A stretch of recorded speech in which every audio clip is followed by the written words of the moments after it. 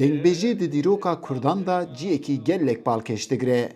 Dema ku di nav Kurdan da hê nivîsîn û xwendin zêde nîn bû, bi spor û zanyar dibêjin ku tomarvanên dîrok û çîrokê dengbêj bûn. Di van demên dawî da hin lêkolînvan êdî bingeha dengbêjiyê hûr û kur vedikolin, ku ji van yek jî Kerem Tekoğlu ango Keremo ye. Ew wek nêçîrvanekê dikeve pey dengbêjan û dema ewan dibîne jî wek zerîngerek qîmeta wan derdixe holê. Piştî gelek lêkolînan Keremo giringiya dengbêjiyê wiha diyar dike. Dengbêjî di çanda Kurdî de gelek xalên wî hene. Zimanê edebiyatê, zimanê evînê, zimanê êşê, zimanê qehremaniyê, zimanê serhildanê, zimanê bêrîkirinê, zimanê çapemeniyê, zimanê ednîgariyê di nava çanda dengbêjiyê de pir dewlemend e.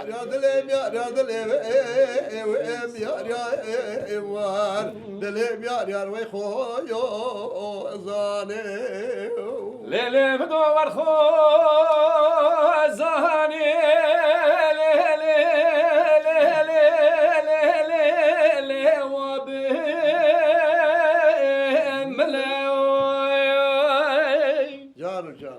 Bandora dengbêjiyê li ser ziman, wêje û jiyana Kurdan geleke, ku wek hişê Kurdan jî di nav dengbêjiyê da ciyekî qedrbilind digire.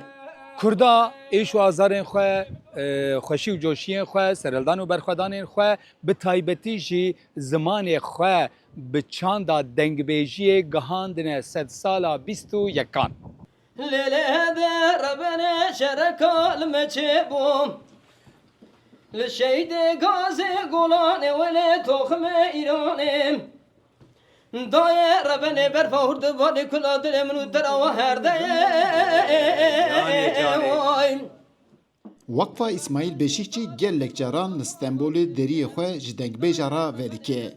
Di vê carê da jî Mihemmedê Beyro, Firat Bengî û Mihemmedê Serhedî bi strînên xwe hestê beşdervana bilind kir. Dengbêjan nêrîn û pêşniyarên xwe ji dengê Amerîkayê re vegotin. Nifşa nûya ku kelamat bêjin berê ewl gere dengbêj gudarî kir, kelamê jê rind hîn be.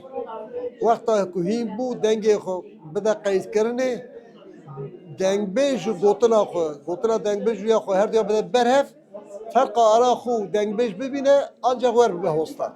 Dengbêjî bi zarotiya min da ez gelek min dengbêjî godar dikir wer wiha hunermendê me mezin Hozan Aydin dibêjim. Gelek ez dengî godar dikim ji min re gelekî çaş tera bêjim gelekî serfirazî ye. Dengbêjî ji bo me rihê netewî diparêze. Dîrok, evîn û derd û kulê me Kurda hemû di dengbêjiyê da veşartiye. Ji bo wê jî eger ku însanekê bibe hunermend lazim e civaka xwe baş naz bike. Di nav strînên dengbêjan da gelek navên kesan û çîrok derbas dibin. Gelo vanatên çi wateyê? Lêkolînvan Keremo dibêje em bi saya dengbêjan gelek gernasên Kurdan nas dikin. Bi sedan qehremanên Kurd lehengên Kurd derketin pêş. Li ser wan kesan, li ser wan qehremanan belkî tu nivîs tunene.